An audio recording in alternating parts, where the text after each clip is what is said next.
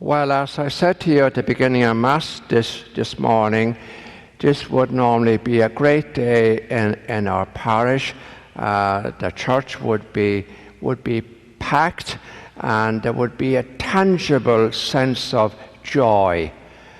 I hope that each one of you watching this Mass this morning have some little bit of joy, maybe not the usual joy you would have on Easter Sunday, but nevertheless, hopefully you are joyful.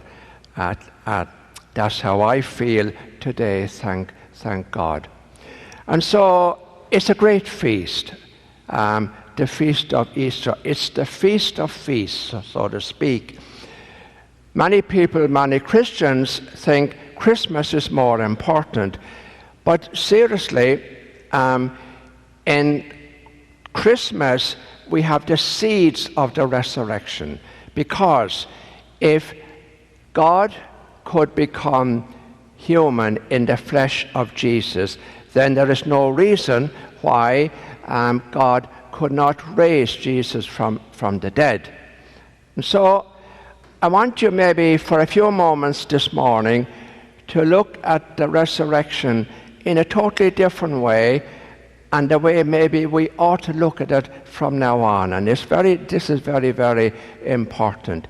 Normally on Easter Sunday, we concentrate on Jesus and the raising of Jesus from the dead. But, you know, it's not just about Jesus.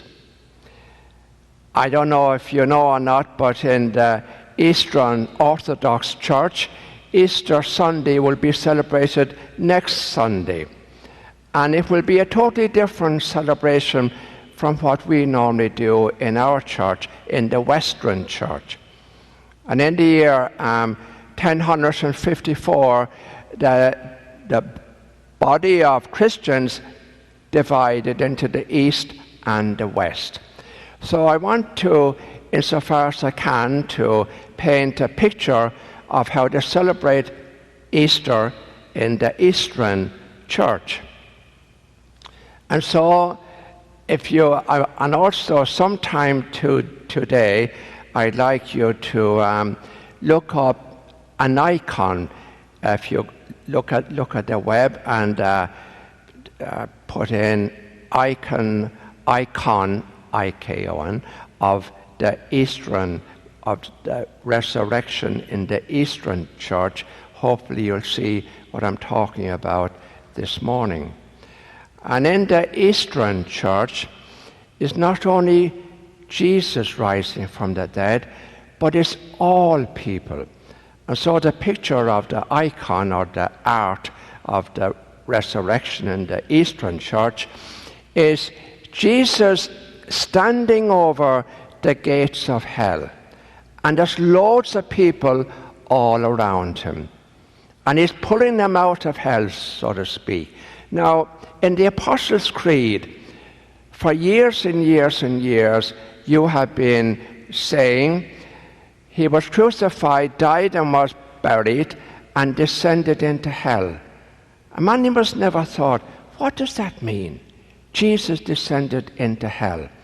Well, hell, another word for hell is Hades, H-A-D-E-S. And Hades was the god of death. And Jesus went to the place of the dead and brought them all from the place of the dead to be with him. I hope you get the picture.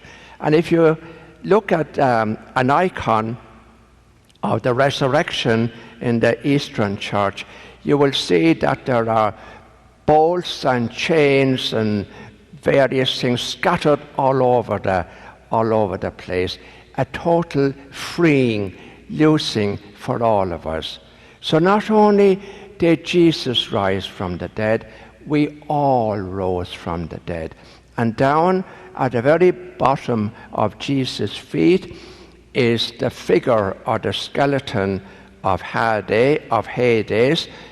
We normally call Hades the devil, and he's still bound in chains. And in the Eastern Church, on the celebration of Easter, everybody has a lighted candle. And they shout out, Jesus is risen, Jesus is risen, and we have risen with him. That's the message.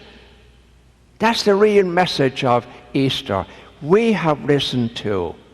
Now let's pause and think about that for a moment. All of us at the moment are going through a very difficult time. We're in the middle of a pandemic. People are dying. Many people are dying. And maybe some of you at home, you've lost a dear one. Maybe a member of your family or a close friend. And that's sad. That's sad. But if we look at all the crucifixions, all the suffering, all the torture, all the starvation in the world, if that is all, then we've every right to be angry, to be depressed, to be cynical. And unfortunately, in our culture today, many people are angry and cynical. See no hope. But Jesus is our hope. Why do I say that? Jesus is our hope. There's a wonderful book written by Richard Rohr, The Universal Christ. And in that book, there's a magnificent phrase that Rohr uses. And it is this: Christ is another name for everything. I repeat that. Christ is another name for everything. So he is.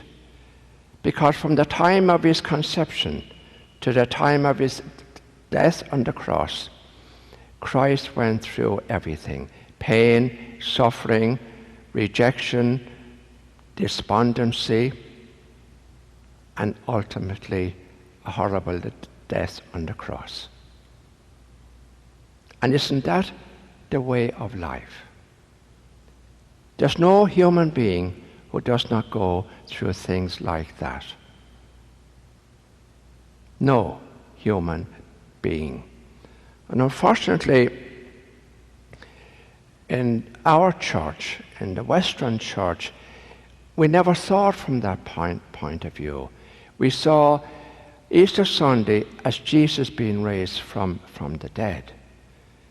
But we didn't realize it was about us too. I think it was in the year 2 years ago, in 2018, our Holy Father, Pope Francis, was doing an interview. And somebody said to him, or the person interviewing said to him, Holy Father, do you believe in hell? And the Pope's answer, which shocked all the conservative Catholics throughout the world: don't believe in hell. There is no hell. Jesus is the overcoming of hell. Jesus is the death of hell, the death of death. Interesting. We were brought up to believe that if we didn't do this, and we did that, or we did the other thing, we'd be cast into hell. Read the scriptures. That doesn't come true in the scriptures. And that's why we say Easter is the feast of feasts. And so today, as you go through this pandemic and you're all locked up, and for some of us and for some of you, life can be very, very difficult. You're maybe living in a family, or you're living in very close confinement, and after a while, we're in now to, I think, our 4th week or 5th week, and beginning to forget time. I don't even know what day it is. When I woke up this morning, I thought it was Monday, but then I realized it was Sunday, so I better get out of bed and prepare myself for Mass. That's how it is at the moment. And so I've also got something extra to share with you today. And I can verify everything I told you this morning, because today is a very special day for me. Today I become an octogenarian. And I don't know where all the years have gone, but they have gone. But when I look back on those years, my heart is full of gratitude. Not because I won the lottery, or not because I had great success, but I thank God every day of my life for the many blessings He gave me. But each and every one of those major blessings were brought about through suffering and pain. Through suffering and pain. And I too had difficult times in my life, just as you had. And I thank God for those, because when I look back on those times and getting through them, we all have breakdowns in our life, but very often a breakdown can become a breakthrough. Never forget that. Never forget that. A breakdown can become a breakthrough. I've experienced it in my life, not just once, but many times. And so as I reach the age of 80, I have nothing but gratitude in my heart. I feel blessed, and I cannot thank God enough. It's a lovely time of life.